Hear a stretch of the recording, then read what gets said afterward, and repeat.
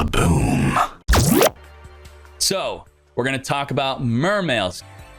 Okay, so these are all the cards. Quickly going over all the cards. This is the ultra rare, ultra, super rare, super rare. The rest are commons and normals. So ultra, super, super. We got 1, 2, 3, 4, 5, 6, 7, 8, 9, 10, 11, 12, 13 cards. I believe that covers every Mermail relevant card. So Mermails, real quick, this is a deck type that forever, since the release, this is a deck type since release has been topping and winning tournaments since 2012, 2013, even till today. Every single year, this deck type has a tournament top. So is it time for it to shine in Duel Links? I don't know.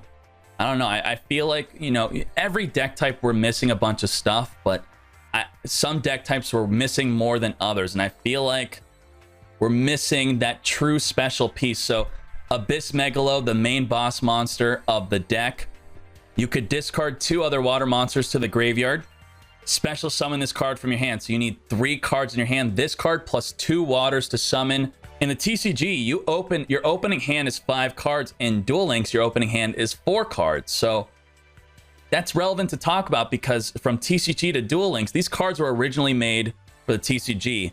And especially a card like this where it requires 2 other cards in your hand just to summon, that's quite expensive. So you discard 2 water monsters to the graveyard. You special summon this from your hand. When this card is special summoned, you could add an Abyss spell or trap from your deck to your hand. Also, you could tribute 1 other attack position water monster, and then you can make a double attack. You could attack twice in 1 turn. So the main thing is discarding 2 other water monsters. That will trigger the effects of the monsters you discard, because that's what the deck's going to be about. It's going to be about discarding or using waters as the cost to send to the graveyard to activate their effects. So right now we have 4 cards when sent to the graveyard activate an effect. So Atlantean Marksman. If you send this to the graveyard with Megalo, you will destroy a face down card in the field. If you discard Infantry, you will destroy a face up card on the field. So with Megalo, if you discard a Marksman and an Infantry, that's kind of like a Recon and a Donpa. So Recon, destroy a face down, destroy a face up. If you discard Gund, you could special summon a Mermail from the graveyard. So if you have 2 Megalos in your hand and 1 Gund, you could discard Gund and Megalo, summon the other Megalo, then Gund will activate and summon the other Megalo you sent to the grave onto the field. So now this effect where you're discarding 2 other water monsters, it's becoming less of a minus and more of whatever you discard is usually going to get additional effects, either, you know, summoning monsters on the field or destroying your opponent's cards. So destroy face down, destroy face up, summon a monster from your graveyard, and then we have Hild. Hild is summon a Mermail from your hand. So this turn, instead of a 3-card combo, now you have a 4-card combo if you discard Hild plus something else, like Hild and a Marksman, and you have another Megalo in your hand. Now the Hild will summon the other Megalo from your hand. So that's, you know, 3 to 4 card combo. Now that's just the discard effect. That's great. You have 4 cards to discard, they gain their effects. What about on summon? When it searches an Abyss spell / trap, well, we only have 3. We have Abyss Scale of the Mizuchi. It's an equip spell. Equip only to a Mermail monster. It gains 800 attack. When a spell effect that's activated on your opponent's side of the field, you negate it. You have to. It's not optional. So they could activate whatever they want, and you will send this to the grave to negate, and you lose the 800 attack boost. Now, Abyss Scale Cetus. This is the same thing as this one, but it's for traps. But I know you're thinking, one of the top decks is Amazons. It's not so good against Amazons. I'll tell you why. So let's say your opponent goes first. They have a princess and a face down onslaught. Your turn. You summon Megalo. You discard Megalo and you discard Gund. You summon Megalo. Now you have 2 Megalos on the field, and you search your deck for Abyss Scale of Cetus. So you equip Abyss Scale of Cetus on your Megalo, and you are set. You got a fat 3200 Megalo plus a 2400 and a little lolly on the field with back row. Well, she decides to flip up Onslaught. And what happens when she flips up Onslaught? So she flips up Onslaught, and what happens is your Cetus goes to the graveyard, and that's it. It goes to the graveyard. So Onslaught stays face up on the field. It's still going to stay on the field. It's still going to banish your monsters. It's still going to summon monsters from the hand. Literally, it's a free get rid of this card. So already, you know, negating spells, not so great, especially with Amazons being around and being trap heavy. So this would be a complete dead card. You probably won't use this at all. And then even this against the trap heavy Amazon deck easily gets countered by an Onslaught, which is searchable. So let's say, yeah, I guess both of these cards are not good. Then what's the other card you're searching? So, if you summon Megalo by discarding Atlanteans, what is the order of the chain? Can you flop a Floodgate before Megalo summons? So Megalo, you discard the cards from your hand. To summon Megalo, you reveal Megalo, and you discard the cards to the graveyard.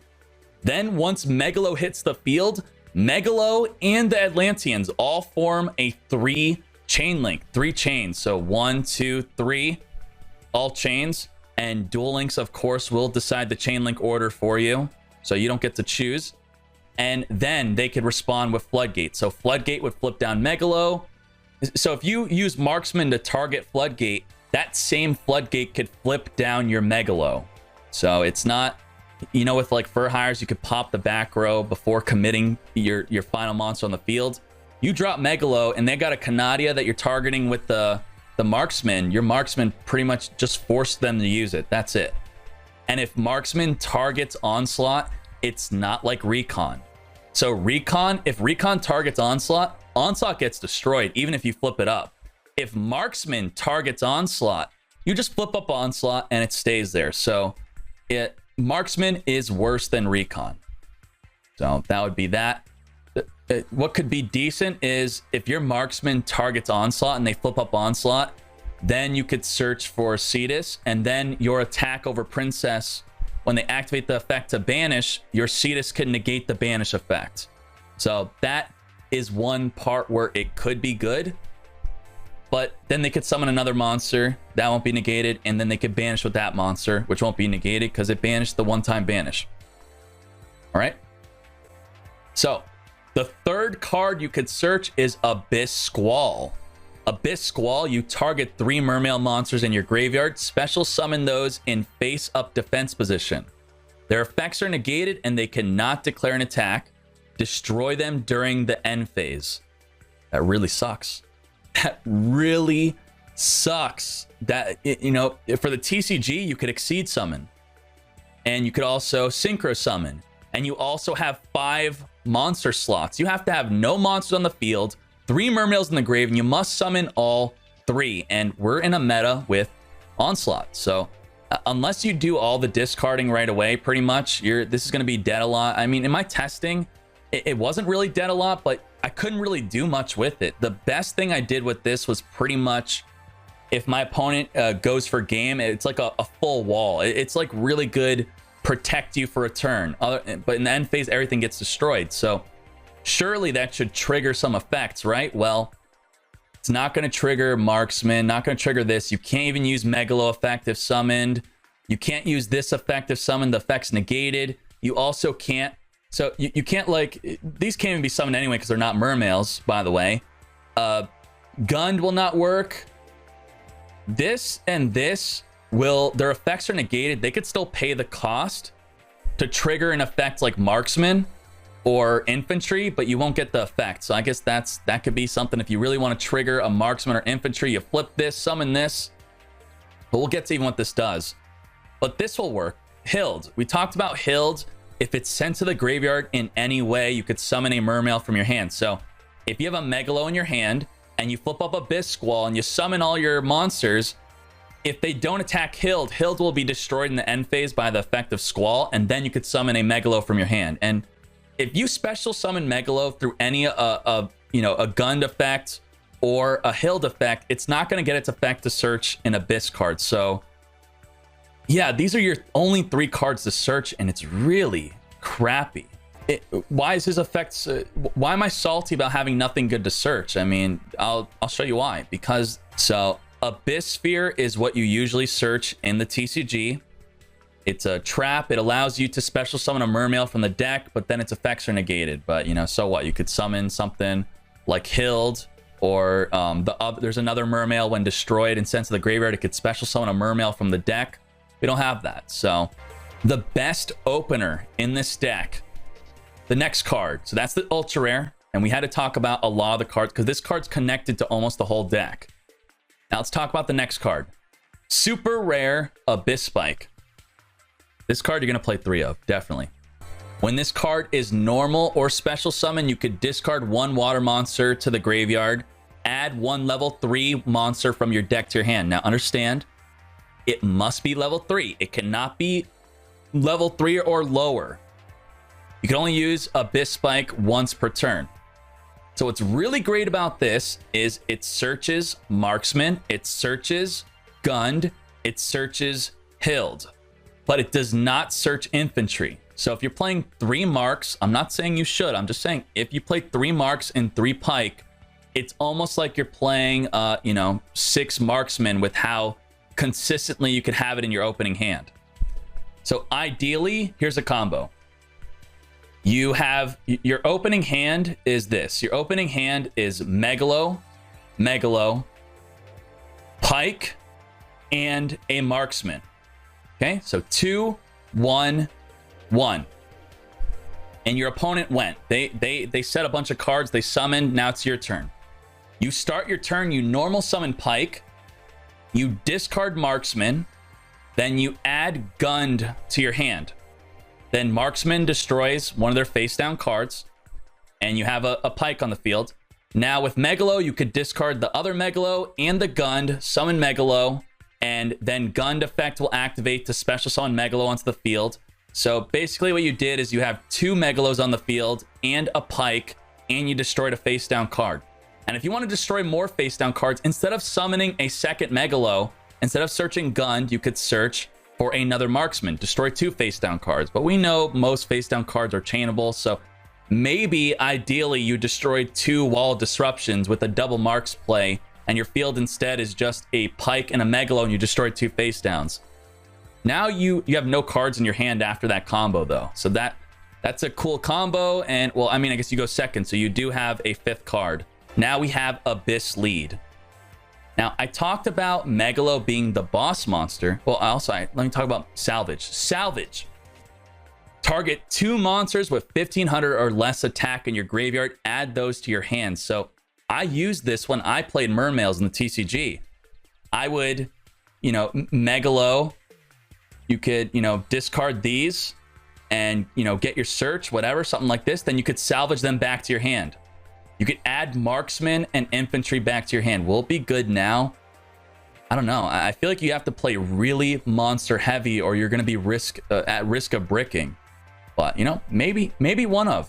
Maybe. Good idea. Now, I said Megalo is the boss monster. This guy's even bigger, but he's not so much like the core. To summon him, you must discard 3 water monsters. So discard 2, discard 3. Also on summon, you could add one of your crappy Abyss spell or traps, if you're playing any, from the graveyard to your hand. Now, the most popular way to summon this card is going to be through Abyss Gund. I'm predicting that. So you're going to be using him for discard fodder. You're going to be discarding him with Abyss Spike or Megalo, and then you're going to be doing Abyss Gund with the discard or a follow-up discard to special summon Abyss Lead from the graveyard onto the field.